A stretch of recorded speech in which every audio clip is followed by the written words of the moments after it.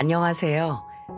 저는 여아 쌍둥이를 키우고 있는 30대 후반의 여성입니다. 제 인생에 보석 같은 아이들이 한꺼번에 2명이나 찾아올 줄은 꿈에도 생각 못 했는데 이 아이들을 저 혼자 키우리라고는 더 상상도 하지 못했었네요. 기구하다면 기구할 수 있고 안타깝다면 안타까울 수 있는 저의 모습을 보며 주변의 많은 지인들이 힘내라고 이야기를 하곤 하는데요. 사실 저는 지금이 훨씬 마음이 편하고 행복한 삶이라고 느끼고 있어요. 비록 제가 의지하고 바라볼 거라곤 우리 아이들 둘밖에 없지만 이 아이들이라도 있어 제가 힘을 내서 살아가고 있는 것 같아 오히려 감사한 삶이라는 생각이 듭니다. 여러분은 지금 제 이야기를 들으시면서 왜 40살도 안 된 여자가 쌍둥이를 혼자서 키우게 되었는지, 왜 기구한 인생이라 이야기를 하는 것인지 궁금하실 겁니다. 그 궁금증을 지금부터 풀어드리도록 할게요. 저의 친정은 참 모진 시련과 힘든 시간들을 많이 겪었습니다. 저희 아빠는 큰 대기업을 다니시면서 나름 승진도 하시면서 경제적으로도 가장으로서도 참 본이 되고 힘이 되는 분이셨어요. 엄마는 집에서 가정주부로 계시면서 내조를 하며 아빠와 함께 저와 저의 오빠를 성심성의껏 키워주셨죠. 하지만 평범하면서도 행복하고 단란했던 제 가족의 일상은 금방 깨져버리고 말았습니다. 저희 오빠에게 일이 하나 터지면서 바로 저희 친정집의 비극이 시작되었어요. 오빠는 아빠의 성품을 많이 닮아서 군대를 다녀오자마자 집에 보탬이 되겠다며 아르바이트부터 시작한 사람이었어요. 어렵게 모은 돈으로 저에게는 꼬박꼬박 용돈도 주고 부모님이 여유가 있는데도 불구하고 아낌없이 효도하고 싶다며 늘 봉투를 건네드리는 착한 아들이었죠. 하지만 어느 날 오빠가 집으로 돌아오는 길에 그만 교통사고로 그 자리에서 세상을 떠나고 말았습니다. 그때 우리 가족은 큰 충격에 빠지게 되었고 2년 정도는 정말 온 가족이 다 우울하고 힘든 시기를 보냈어요. 하지만 시련은 거기에서 끝이 아니었습니다. 그 2년 사이에 엄마는 다른 남자와 바람을 폈고 그것을 알게 된 아빠는 도저히 엄마를 용서할 수 없다며 그 자리에서 이혼을 이야기하며 두 분은 갈라서게 되었죠. 아빠가 엄마의 외도 사실을 알고 이혼을 이야기할 때 엄마는 무릎을 꿇고 빌더라고요. 여보, 내가 미안해. 내가 정말 첫째 잃고 너무 마음이 힘들어서 그랬어. 당신도 힘들고 우리 딸도 힘든데 거기다 대고 내가 기댈 수 없어서 그래서 그랬어. 딱 한 번 실수야. 그러니까 제발 이혼만은 말아줘. 힘들 때 서로 기대고 함께하라고 있는 게 가족이야. 근데 당신은 그걸 다 외면하고 우릴 배신한 거나 다름없고 안 그래도 힘든 우리한테 더 큰 시련을 준 거라고. 절대 용서 못해. 그러니까 당장 이혼해. 안 돼. 여보, 제발. 지수야, 너 그렇게 보고만 있지 말고 아빠 좀 설득해봐. 어? 우리 가족 이대로 헤어질 수 없는 거잖아. 엄마는 그 자리에서 두 분을 지켜보며 눈물을 흘리고 있는 저에게 다가와 아빠를 설득해보라며 이야기를 하셨어요. 하지만 저도 그 당시에 엄마에게 느낀 실망감이 컸기 때문에 이렇게 이야기를 했습니다. 아니요. 나도 싫어요. 엄마가 저지른 일이니까 엄마가 다 책임지고 다신 우리 찾지 마세요. 저도 엄마한테 너무너무 실망했어요. 어떻게 우리한테 그래요? 우리가 지금 얼마나 힘든데. 오빠 그렇게 되고 엄마만 힘든 것도 아니었고 우리도 다 같이 힘들었는데 어떻게 거기에 더 큰 상처를 주냔 말이에요. 그러니까 아빠한테 용서받을 생각도 하지 말고 저도 다시는 찾을 생각 마세요. 저도 아빠가 싫다면 싫어요. 저도 속으론 가슴이 너무 아팠지만 아빠와 저에게 상처를 준 엄마가 미운 마음이 더 커서 모질게 대할 수밖에 없었어요. 하지만 지금 생각해보면 엄마가 그렇게 이해가 안 되는 것도 아닙니다. 엄마도 상심이 컸고 한창 힘들어하던 중에 그걸 조금이나마 위로해주는 사람이 나타나 잠깐 기댄 것 뿐이니까요. 하지만 그래도 바람은 바람이었습니다. 나쁜 것인 건 변함없었죠. 결국 엄마와도 그렇게 헤어지고 한순간에 아빠와 저 두 명만 남게 되면서 너무나 외롭고 힘들었어요. 네 명이서 북적북적 살다가 아빠와 단 둘이 지내려니 정말 힘들더라고요. 그게 벌써 7년 전의 일이네요. 그 힘든 시기를 보내던 와중에 저는 지인이 있는 술자리에 우연히 참석을 했다가 한 남자를 만나게 되었습니다. 네, 맞아요. 그 사람이 바로 저의 남편이었고 지금은 전 남편으로 갈라선 사람이죠. 이 사람은 정말 착실한 사람이었어요. 첫 인상부터가 뿔테 안경에 모범생 스타일이고 말 한마디 한마디를 차분하게 잘하는 사람이었습니다. 그래서 주변에 따르는 사람들도 많았죠.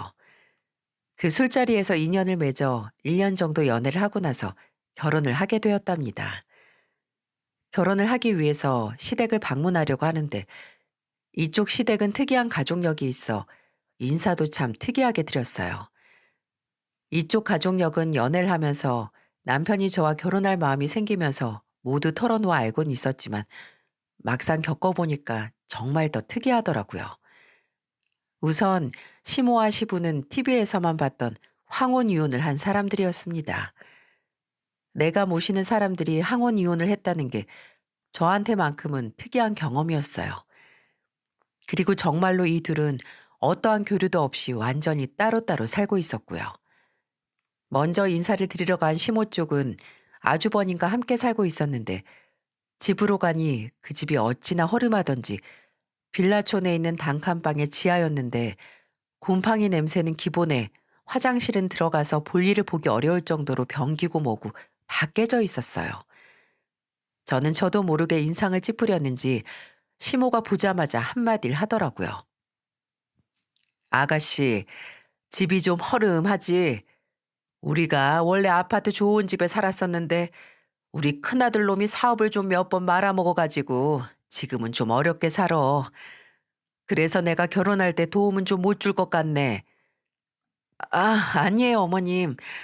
결혼이야 저희가 알아서 해도 돼요. 저희야말로 결혼해서 아주버님도 얼른 일하시고 저희도 열심히 해서 어머님 집 얼른 좋은 곳으로 옮겨드려야겠어요. 아가씨가 말도 참 예쁘게 하네. 고마워. 잘 살고 내가 금전적으로는 못해줘도 마음은 이미 다 퍼주고도 남았어. 다행히 시어머니는 까다롭건 하지 않아서 인사도 잘 마무리할 수 있었습니다. 나중에 남편에게 속사정을 더 들어보니 시부모님 둘이서 이혼을 한 이유가 시아버지 몰래 시어머니가 시숙될 분에게 돈을 많이 대준 것이 화근이 되었던 것 같더라고요. 그걸 보면서 여러모로 사정이 참 복잡한 집안이라는 생각이 들었습니다. 하지만 이게 저의 결혼 생활에 발목을 잡을 줄은 꿈에도 생각 못했죠. 이후에 만난 시아버지는 좀 더 사람이 괜찮아 보였습니다. 이런 말이 신뢰가 될 수는 있지만 시어머니는 약간 어리버리하고 어딘가 한쪽이 쎄했다면 시아버지는 정말 괜찮은 분이셨어요. 공무원 출신이었는데 점잖고 깔끔한 것이 딱 저희 남편과 닮아 있었죠.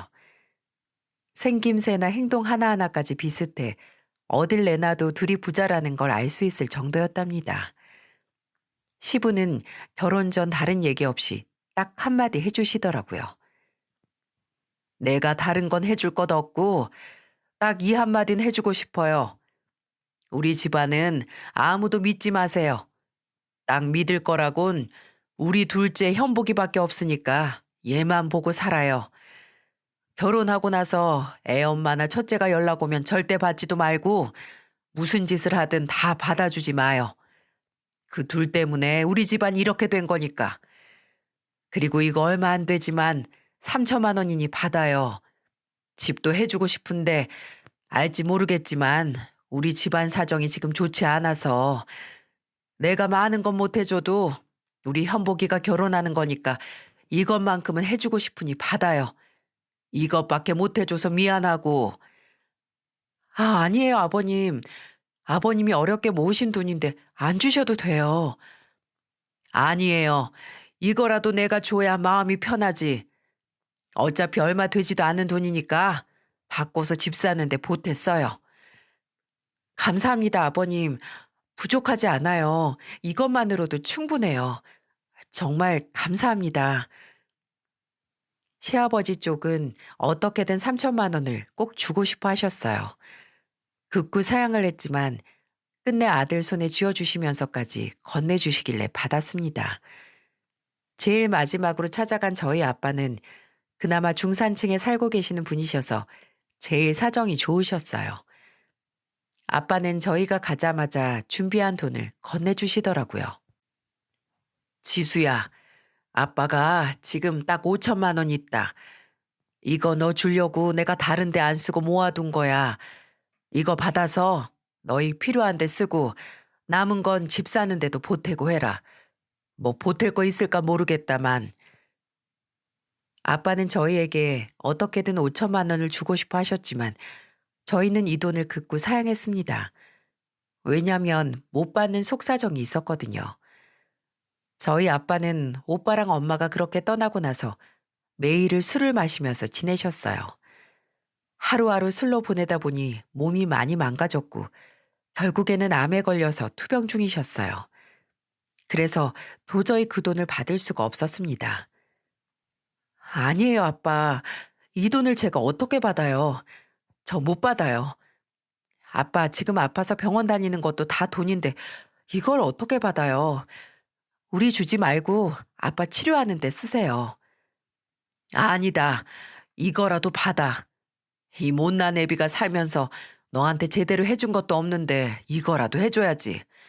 이거 안 받으면 나 마음 편히 치료도 못 받을 거야. 장인어른, 그럼 이렇게 하세요. 치료도 계속 받으셔야 하니까 저희 아버지가 주신 것만큼만 주세요. 그것만으로도 저희는 충분합니다.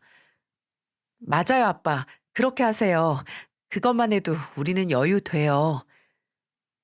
사실 저희도 여유 있는 형편은 아니었지만 아빠의 상황을 봐서는 그 돈을 다 받을 수 없어서 시아버님이 주신 만큼만 받기로 했어요. 그 이후로 대출을 껴서 작은 곳으로 하나 마련했습니다. 남은 건 결혼식뿐이었는데 이때부터가 정말 문제였어요. 사건의 연속이었죠. 결혼 당일 그 누구도 쉽게 겪지 못하는 일을 저는 겪게 되었거든요.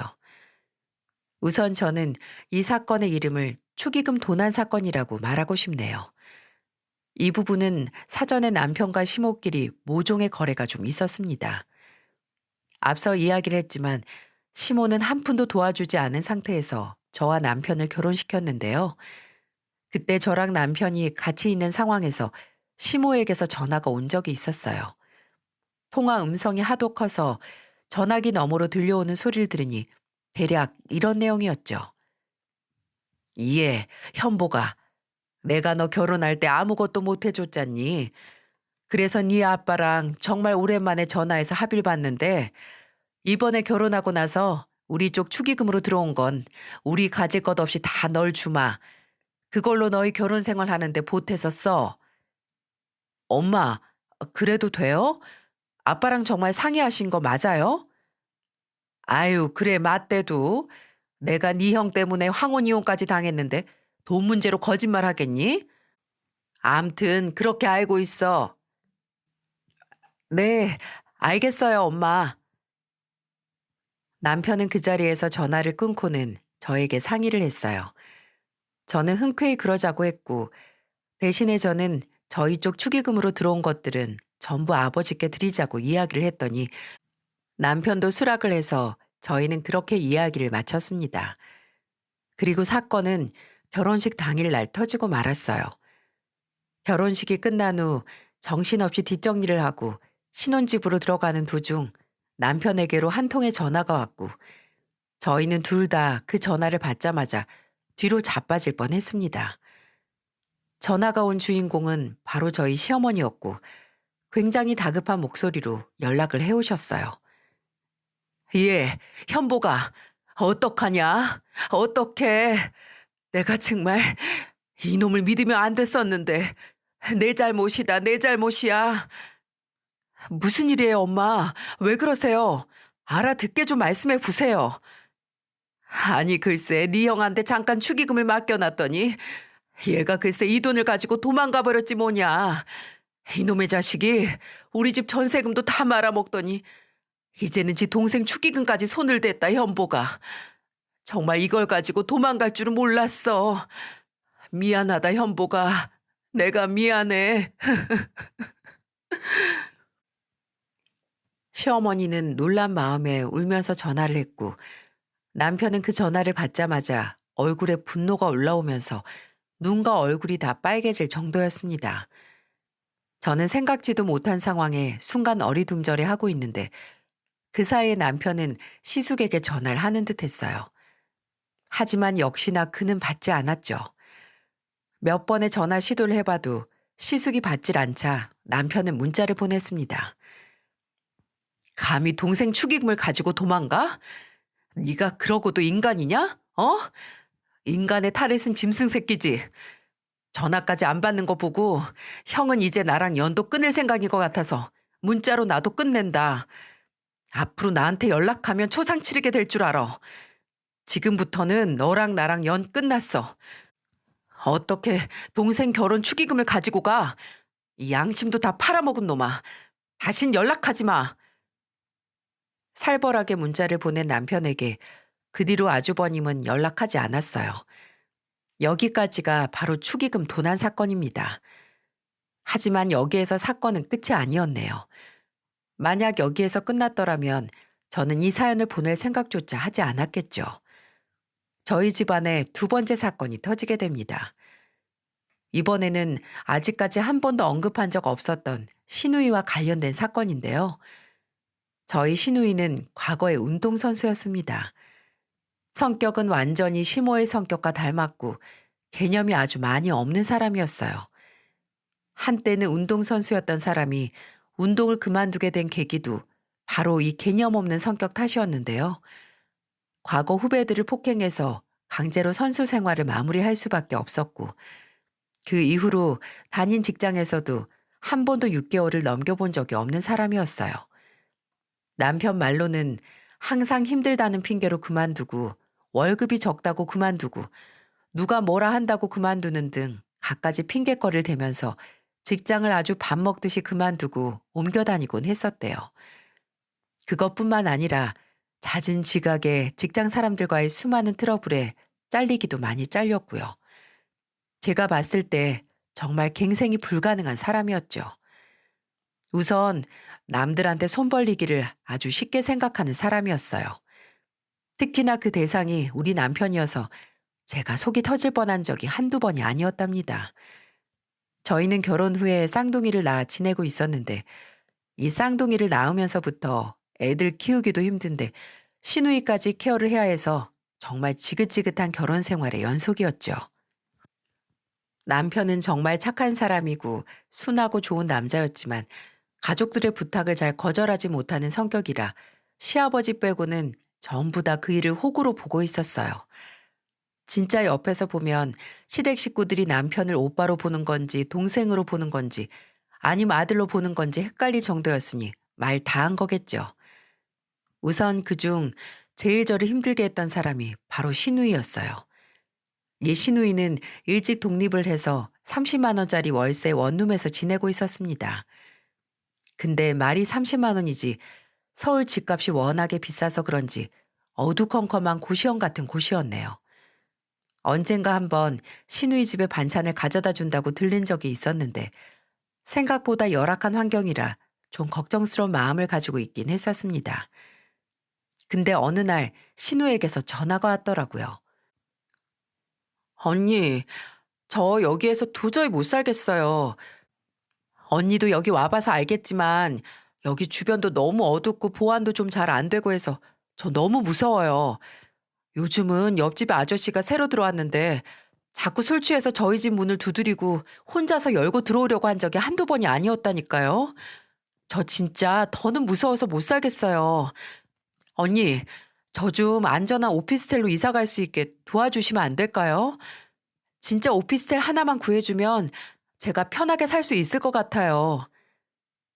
신우이의 이야기를 들으며 저는 큰 고민에 빠졌어요. 근데 쌍둥이 낳은 지도 얼마 안 됐고 저희도 결혼하면서 받은 대출금에 각종 생활비에 돈을 모을 새 없이 빠져나가고 있는 상황이었기에 여유가 많지 않았습니다. 그래서 큰돈은 못 해주고 지금 있는 집 전세금에 보태서 쓰라고 300만 원을 현금으로 보내주었어요. 하지만 제가 300만 원으로 보내주고 난 후 신우이에게서 돌아온 반응은 아주 가관이었어요. 진짜 쪼잔한 것 좀 봐. 언니, 이 300만 원 가지고 대체 뭘 해요? 요즘 집값이 얼마나 비싼데. 거기다 나 월세 계속 밀려 써서 가지고 나올 전세금도 없단 말이에요. 그게 있었음 진작에 내가 이사를 갔지. 도대체 꼴랑 300만 원이 뭐야, 300만 원이? 아, 짜증나. 아가씨, 뭐라고요? 지금 이 돈 저희한테도 적은 돈 아니에요. 쌍둥이들한테 들어가는 돈이 얼만데요. 그리고 월세가 밀려서 돌려받을 전세금이 없을 정도면 빨리 일을 하세요. 요즘 아르바이트도 안 하고 있죠? 도대체 어쩌려고 그래요? 다 큰 어른이 제대로 된 경제활동은 해야 할 거 아니에요. 아, 언니가 뭔데 훈계해요? 그거 내가 알아서 해요. 아, 진짜. 이 300만 원으로 어딜 가냐고. 아, 짜증나. 신우이는 툴툴거리면서 제 훈계도 다 무시하고는 되려 짜증을 내면서 그 자리를 떠나버리더군요. 정말 어처구니가 없어서 헛웃음이 났지만 평소 신우이의 개념 상태를 봤을 때 크게 놀랍지도 않은 일이라 저도 그냥 무시하고 넘어갔습니다. 하지만 문제는 그게 아니었어요. 제게 진짜 화나는 대목은 따로 있었죠. 신우이는 보증금을 어떻게 구했는지 어느 날 이사를 갔더라고요. 저희 집과 꽤 가까운 곳이었는데 저희가 서울에 살았어도 변두리 쪽에 있었기 때문에 집값이 많이 비싸지 않아 잘 구해서 들어간 듯 했어요. 오빠, 집 구해줘서 고마워. 나 진짜 살 것 같아. 여기는 그래도 주변이 어둡지도 않잖아. 방도 하나이긴 해도 서울에서 이만한 집 보증금 1,000만 원에 구하는 게 어디야. 진짜 감지덕지지. 오빠, 나중에 돈 많이 벌어서 더 좋은 집으로 나 이사시켜줘. 알았지? 알았어. 이거 근데 우리 집사람 알면 진짜 큰일 나. 우리 신혼 때부터 집 이사 갈 때 쓰려고 모은 돈 꺼내서 준 거라 진짜 알면 나 끝이야, 끝. 그러니까 모른 척 하고 있어. 아이, 당연하지. 언니 진짜 이렇게 큰 돈이 있었으면서 나한텐 꼴랑 300만 원 주고 어줍지 않은 훈계까지 하더라니까. 어이가 없어서 정말. 아니, 집이야 나중에 이사 가면 되는 거고 내가 무서워서 못 살겠다는데 그걸 안 해주냐? 그래도 그렇게 얘기하지 마. 지금 쌍둥이 키우면서 집이 좁아서 우리도 이사 고민하고 있던 찰나여서 그래서 많이 못 도와줬을 거야. 근데 내가 조금만 더 버티자고 얘기해 놓았으니까 너만 조용하면 걸릴 일은 없다. 그러니까 너 입단속 잘해. 저는 남편과 신우의 대화를 몰래 들으며 정말 분노와 화가 가득 차올랐습니다. 그리고 참을 수 없어 결국에는 폭발해버리고 말았어요. 여보, 아가씨, 지금 둘이서 하는 얘기가 도대체 무슨 얘긴 거예요? 당신 지금 우리 돈 모아둔 거 빼돌려서 이 집 구해준 거야? 그 돈이 어떤 돈인데 나한테는 이사는 나중에 가도 된다고 그렇게 꼬셔놓고 지금 그걸로 아가씨 집을 해줬어? 나한테 상의 한마디도 없이? 아, 진짜 어떻게 그래? 아가씨, 아가씨도 그러는 거 아니에요. 아가씨는 지금 그 돈 300이 없어서 우리한테 빌붙으려고 한 거 아니에요? 그럼 그 정도 돈 준 것도 감지덕지 감사해야지. 왜 남의 남편을 꼬드겨서 돈을 뺏어가요? 왜? 어머, 언니, 내가 우리 오빠한테 이런 도움도 못 받아요? 언니 남편이기 이전에 내 친오빠이기도 해요. 오빠가 동생 도와주고 싶어서 도와준다는데 언니하고 상의가 왜 필요하냐고요? 참, 나 진짜 어이가 없어서 원. 아, 여보, 미안해.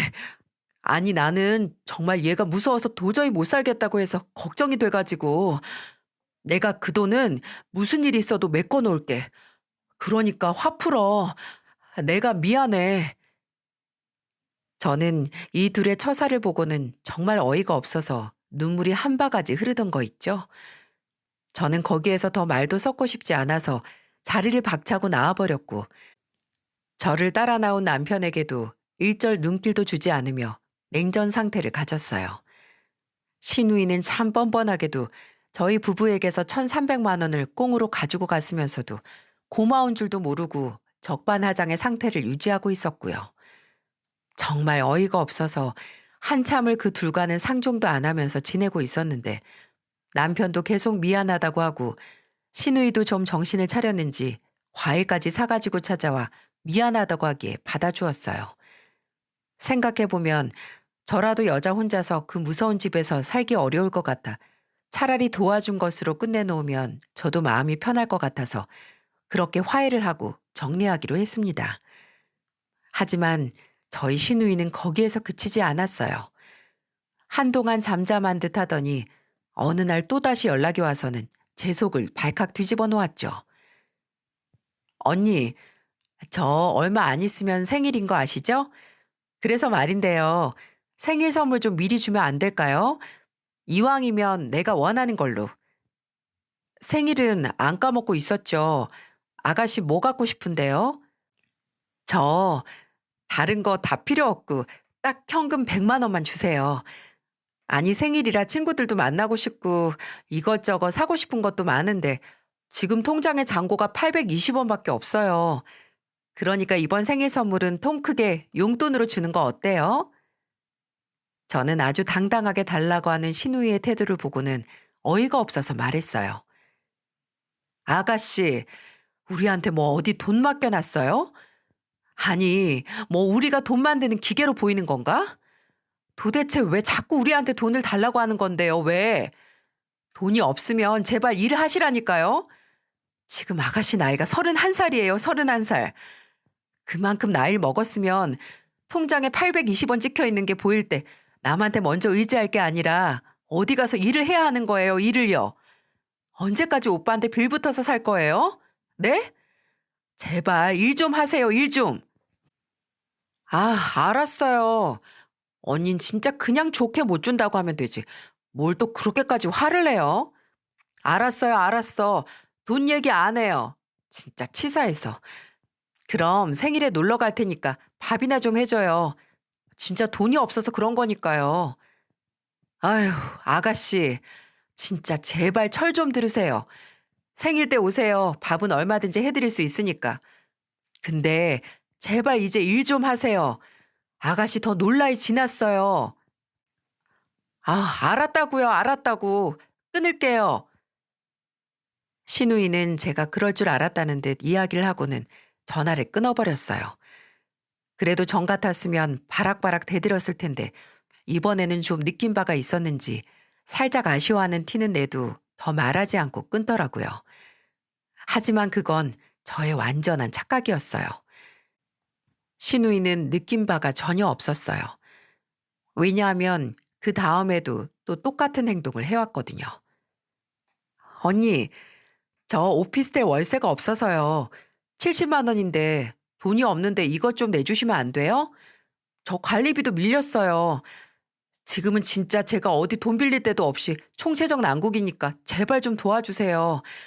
이것만 도와주시면 다시는 언니한테 돈 얘기 안 할게요. 뭐라고요? 이제 하다 못해 월세까지 내달라고요? 아니, 아가씨 오빠가 보증금 도와주고 제가 300만 원 줬으면 됐지. 그게 모자라서 지금 월세까지 내달라고 하는 거예요? 도대체 언제까지 우리가 아가씨를 책임져야 해요? 영 오피스텔 못 살겠으면 다시 고시원으로 들어가세요. 책임도 못 질 걸 왜 이사를 간 건데요? 아가씨가 스스로 이사도 못 갈 거 오빠랑 제가 도와줬으면 거기에서 끝내야지. 도대체 언제까지 등골을 빼먹을 작정인 거예요? 아가씨 지금 나이면요. 조카들한테 용돈 10,000원씩이라도 줄 나이예요. 아세요? 저의 거친 말에 신우이는 이번에는 화가 났는지 전처럼 바락바락 대들기 시작했어요. 진짜 해도 해도 너무하네. 언니, 가족끼리 이러는 거 아니에요. 진짜 언니 나중에 후회해요. 진짜로요. 내가 지금은 거지같이 살지만 제가 돈 많은 남자랑 결혼해서 잘 살면 그땐 어떻게 하실 건데요? 그땐 언니가 나한테 싹싹 빌걸요? 그러니까 지금 잘하세요. 저는 양심 없는 소리를 듣고는 이때는 못 참고 반말로 아예 충고를 해버렸어요. 내가 진짜 웬만하면 견디려고 그랬는데, 야, 너 진짜 개념 없다. 인간아, 제발 좀 똑바로 살아. 내가 진짜 정확하게 충고할게. 너 진짜 정신 안 차리고 남한테만 의지하려고 하면 절대 이 세상 살아가지 못해. 세상이 얼마나 험한데. 그러니까 제발 좀 가서 일하고 사람답게 좀 살아. 그리고 나도 제발 부탁 좀 하자. 제발 좀 좋은 남자 만나서 얼른 결혼해. 그리고 그 사람 만나면 제발 나한테 이런 부탁 좀 하지 말고. 내가 네 오빠한테도 다시는 너 못 도와주게 할 거니까 그렇게 알아. 어디 자꾸 전화해서 돈돈거려? 내가 니네 오빠처럼 그렇게 호락호락한 사람인 줄 알아? 내가 니네 오빠처럼 호구로 보이냐고. 다신 우리한테 연락하지 마. 참네. 아니 지가 뭐라고? 아주 꼴값을 떠네. 됐어. 내가 다신 연락하나 봐. 더럽고 치사해서 절대 안 해. 화를 못 참고 내뿜는 저의 언성에 신우이는 살짝 쫄았는지 가짜는 발악을 하고는 끊어버렸어요. 정말 얼마나 어이가 없던지. 그래도 다행인 건 그 뒤로는 전혀 연락이 안 오더라고요. 하지만 이 집안이 어디 보통 집안인가요? 진짜 문제는 또 따로 터졌습니다. 이번에도 역시나 나름 평화로운 생활을 유지하고 있는 저희 집안을 발칵 뒤집을 만한 일이었죠. 이번에는 자취를 감췄던 시숙이 나타나 버린 사건이었어요. 시숙은 어느 날 거짓골을 하고는 저희 집으로 나타나 남편에게 무릎을 꿇으며 말했어요. 현보가 정말 미안하다. 내가 정말 그땐 너무 힘들어서 그랬어. 내가 사채업자한테 돈을 빌렸는데 그거 안 갚으면 애들이랑 우리 가족들 어떻게 해버린다 그래서 어쩔 수가 없었어. 내가 그날 이후로 한숨도 편하게 잘 수가 없었다. 미안하다 동생아. 정말 미안해. 제발 나 좀 용서해 주라. 시숙은 이미 저희가 결혼 전부터 장가를 가서 애가 둘이나 있었어요. 하지만 계속되는 사업 실패로 이혼을 하게 되면서 아이들은 친모가 데리고 가고 양육권만 주고 있는 상황이었는데 그 가족들까지 건든다고 하니 어쩔 수 없이 축의금을 가지고 도망갈 수밖에 없었다고 이야기를 하더군요. 행방이 묘연했던 사람이 갑자기 거짓골을 하고는 대성통곡을 하니 이 마음 약한 남편은 평생 인연을 끊겠다고 선언했던 기세가 다 어딜 갔는지 또다시 마음이 약해져 제가 이해하지 못할 행동을 하던 거 있죠? 형, 일어나. 이게 뭐야? 나이 40 넘고 뭐 하는 거야? 알았어. 용서해 줄 테니까 빨리 일어나. 형 이러는 꼴 나 진짜 못 봐. 현보가 정말 고맙다. 내 평생의 은인이 바로 너야. 네가 진짜 내 인생의 복덩이다 정말. 어디 나만 뿐이겠냐? 우리 가족은 너 없으면 안 돼. 정말 고맙다. 용서해줘서 정말 고마워. 이 둘은 눈물 콧물을 다 흘려가며 결국엔 서로를 껴안고는 엉엉 울어댔습니다. 저는 이 모든 광경을 보면서 기가 찼어요. 정말 눈물 없이는 볼 수 없는 심파극 드라마의 한 장면이었죠. 제가 봤을 땐 누가 봐도 위기를 넘기기 위한 연기로밖에 안 보였는데 남편은 천하의 몹쓸놈이라고 하던 시숙의 불타는 연기력에 넘어가 세상에서 제일 불쌍하고 안타까운 게 제 형이라며 울어댔습니다. 저는 그 꼴을 더 두고 볼 수 없어서 시숙이 가고 난 뒤 남편에게 말했어요. 여보, 아주버님 진짜 정신 차린 거 아니야. 저거 다 연기라고. 제발 당신도 정신 차리고 아주버님께 넘어가지 좀 마. 내 눈엔 다 보이는데 왜 당신 눈에만 안 보여? 라고 말하는데 남편의 반응이 충격적이었어요. 당신, 우리 가족 무시해? 아무리 그래도 내 가족인데 그렇게 말해도 되는 거냐고. 아무리 나한테 잘못을 했어도 나한테는 피를 나눈 형제야. 근데 어떻게 그렇게 말할 수가 있어? 아무리 당신 시숙이 못났어도 나한테 그렇게 말하면 안 되는 거지. 내 형은 내가 더 잘 알아. 한 번만 더 우리 가족 무시하는 말 또 했다간 나 그땐 안 참아. 이런 남편의 반응이 너무나 어이없었어요. 분명 쇼를 하는 거고 분명 또 뭐 하나 뜯어먹으려고 하는 게 보여도 남편은 오로지 저한테만 뭐라고 하더라고요. 그래서 결국 그날 대판 싸우고 끝이 났습니다. 그날 이후로 시숙의 눈물 때문에 남편은 점점 무너져 갔어요.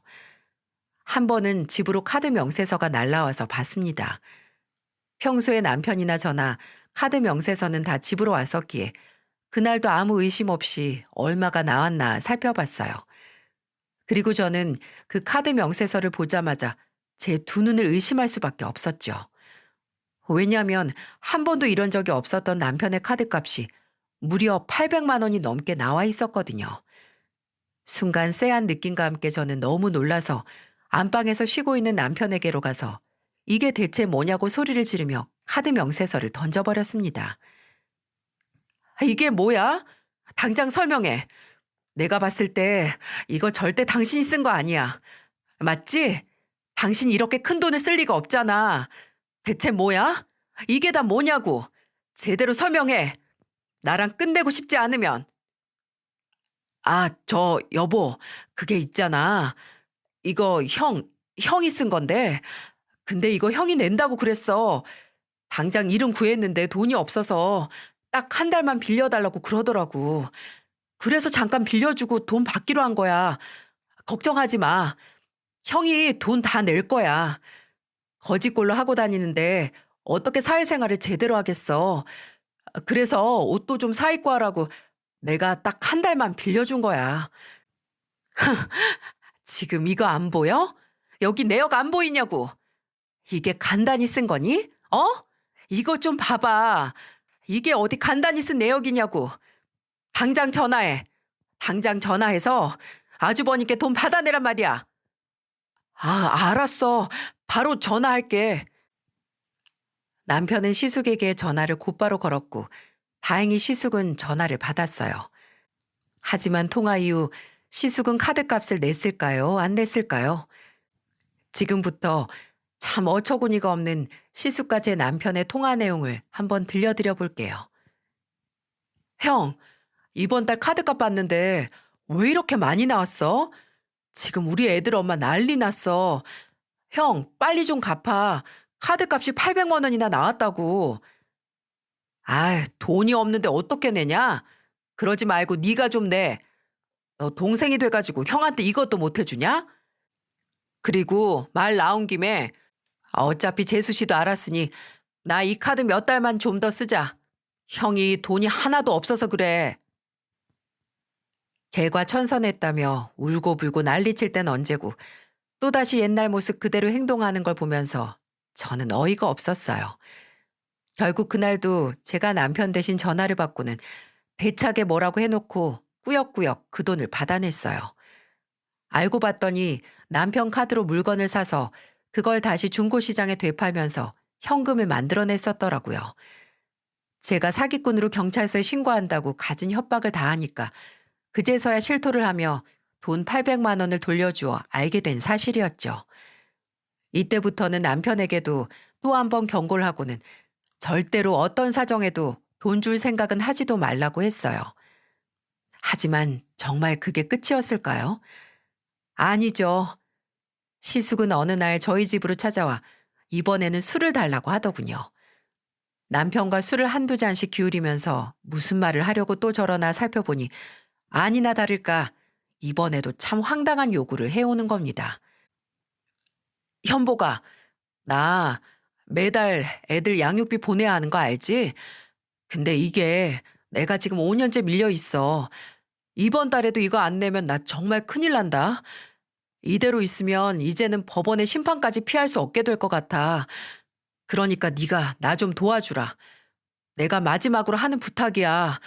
딱 2천만 원이면 돼. 더도 말고 덜도 말고 딱 2천만 원.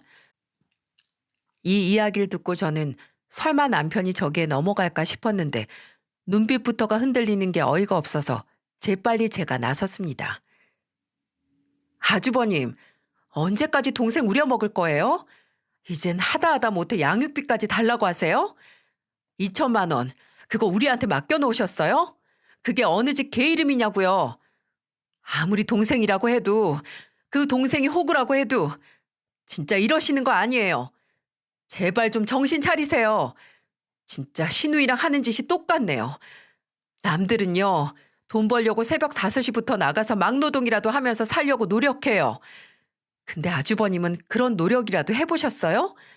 하다못해 물류센터 가서 짐 나르고 배달이라도 해보셨냐고요? 제발 우리한테 손 벌리지 마시고 돈 버세요, 돈. 이건 진짜 충고예요. 한 번만 더 이 사람 구슬려서 돈 빼가면 저 그땐 이 사람이랑 이혼할 거예요. 더는 못 산다고요. 어디 동생 이혼하고 싶은 꼴 보고 싶으시면 또 돈 가지고 가보세요. 시숙은 제가 또 불같이 화를 내니 이번에는 완전히 깨갱하며 도망가듯이 집을 나섰습니다. 남편은 옆에서 자기 대신 거절해줘서 고맙다고 하는데 저는 정말 그때는 힘이 다 빠지더라고요. 가만 보니 남편은 제가 거기에서 그렇게 말하지 않았다면 또 대출이라도 받아서 그 돈을 해줄 작정이었던 것 같아요. 아무튼 그래도 잘 거절하고 마무리를 해서 그나마 다행이라고 여기며 또 일상을 지내고 있었습니다. 하지만 저에게는 또 하나의 시련이 찾아오고 말았어요. 이번에는 저희 집안의 일이었고 제 인생에 있어 가장 큰 슬픔이라고 할 수 있을 정도의 사건이었어요. 오랜 시간 암을 투병하시던 아버지가 결국에는 돌아가셨고 저에게는 친정은 집 나간 엄마밖에 남지 않은 상황이었어요. 그마저도 연락을 끊었기 때문에 저는 거의 혼자나 다름없었습니다. 하지만 그때 저의 힘이 되어 주어야 할 제 남편이 저의 모든 힘을 다 뺏어가 버리는 듯한 고통을 느끼게 할 줄은 꿈에도 몰랐어요. 아빠는 돌아가시면서 보험금과 사시던 집 등을 다 모아서 저에게 남겨놓고 가셨어요. 아빠의 목숨이나 다름없었던 그 돈을 받으면서 전 정말 펑펑 울었습니다. 이건 누구도 공감해 줄 수 없는 아픔이었기에 저는 남편에게조차 기대지 못한 채 정말 펑펑 울었어요. 하지만 그래도 아빠가 주신 돈으로 더 행복하게 사는 게 효도하는 길이겠다 싶어서 그간 힘들어서 못했던 이사를 가게 되었어요. 원래는 방 한 칸에 거실 하나만 있는 집이었는데 이사를 가고 난 뒤에는 방 3칸에 거실과 주방이 따로 있는 좋은 곳으로 갈 수 있었어요. 이 집으로 이사 오면서 제일 좋아한 건 우리 남편이었는데 이 남편이 글쎄 속 없는 제안을 해오는 겁니다. 여보, 지금 엄마 나이가 70이 넘으셨잖아. 이제 우리가 모셔야 할 것 같은데 당신 생각은 어때? 지금 봐봐. 형은 거지같이 살고 엄마는 수입이 없어서 죽으려고 하는데 우리가 모시는 게 맞지 않을까? 사실 얼마 전에 우리 엄마가 너무 힘들다고 울면서 전화를 하셨더라고. 내가 진짜 얼마나 마음이 아프던지. 아휴, 그동안 우리 세 자녀 정말 힘들게 키우셨는데 불쌍해 죽겠어. 그러니까 여보가 한번 모셔주면 안 될까? 남편은 거의 울면서 이야기를 하는데 저는 정말로 어이가 없더라고요. 그래서 뭐라고 짓거리는지 좀 더 들어봤습니다. 이 집 장인어른이 물려주신 건 맞는데 아마 장인어른도 당신이 우리 어머니 모시면서 며느리 노릇하길 바라실 거야. 우리나라가 원래 며느리가 시어머니 모시기로는 세계에서 최고잖아. 그러니까 우리 어머니 모시고 효도하면서 살자.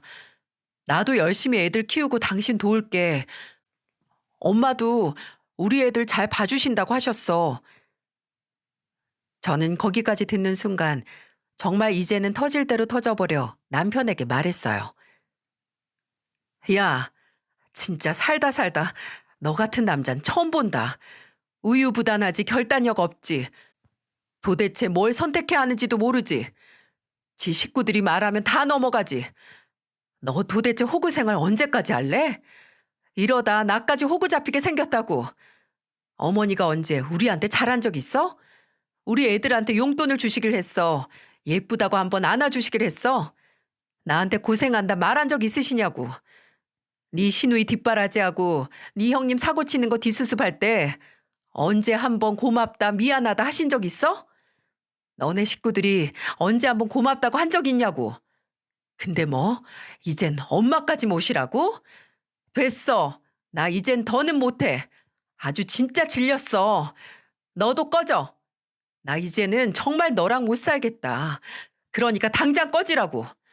우리 아빠가 해준 집에서 더는 너랑 너네 가족이랑 못 지내겠으니까 당장 꺼져. 나가. 그리고 시어머니가 시어머니다워야 대접을 해드리지. 나 이제 너 같은 똥차랑은 절대 못 살아. 그러니까 내 인생에서 아예 사라져버려. 뭐야? 야, 너 내 앞에서 우리 가족 무시하면 내가 진짜 가만 안 둔댔지? 너 진짜 큰일 나는 꼴 볼래? 남편은 되려 저에게 화를 내면서 이번에는 그동안 보지 못했던 끔찍한 모습을 보여주려고 했습니다. 바로 폭력이었죠. 가족들 무시하는 말에 화가 났는지 이번에는 돌이킬 수 없는 실수를 하려고 했고 남편은 저를 때리려다가 제가 방으로 도망가 버리니 그제서야 화를 못 이겨 집을 나가버리고 말았어요. 그 이후로 저는 바로 집 비밀번호를 바꿔버리고는 이혼 선언을 했고 그 뒤로는 매달리는 남편을 일절 받아주지 않고는 그대로 헤어져 버렸어요. 아이들은 그대로 저에게 왔고 지금은 제가 아이들을 양육하면서 키우고 있는 중이랍니다. 남편은 이혼 가정에서 울고불고 난리를 피웠지만 저는 절대 받아주지 않았어요. 게다가 남편뿐만 아니라 시모와 시누이 시수까지 제 발에 매달려 한 번만 더 받아달라고 했지만 전 넘어가지 않았습니다. 이 이혼 가정에서 유일하게 저를 지지해 주시던 분이 바로 저의 시아버지였어요. 시아버지는 안 봐도 제가 얼마나 고생했는지 보인다며 오히려 저에게 고생했다고 말하며 이 기회에 깨끗이 이 집안과 정리하라고 말씀을 해주시더라고요. 그 덕에 저는 양육권까지 다 가지고 와서 현재는 아이들과 함께 친정아빠 돈으로 산 집에서 잘 살고 있는 중입니다. 남편은 양육비도 착실하게 보내주면서 여전히 저에게 매달리고 있는 상황이고요. 한 번은 또 집 앞으로 찾아와 이러더라고요. 여보, 내가 정말 미쳤었나 봐. 당신 같은 현명한 여자를 내가 왜 몰라보고 그랬는지, 왜 당신 말을 안 들었는지 정말 나 후회하고 있어. 나 지금 형하고 동생 엄마 때문에 정말 죽고 싶어. 정말 거머리가 따로 없어. 나 너무 힘들어. 나 좀 살려줘. 나 좀 다시 받아줘, 여보. 아니, 나 진짜 이제 당신이랑 당신 가족이라면 지긋지긋해. 제발 내가 부탁할게. 나 좀 그 지옥으로 다시 끌어들이지 말아줘. 그리고 나 당신이랑은 다시 살진 않겠지만 애들 아빠니까 충고 하나 할게. 제발 당신 인생 제대로 살려면 당신도 가족들이랑 인연 끊어. 우리 애들한테 찌질한 아빠 말고 제대로 된 아빠로 남고 싶으면 그렇게 하라고.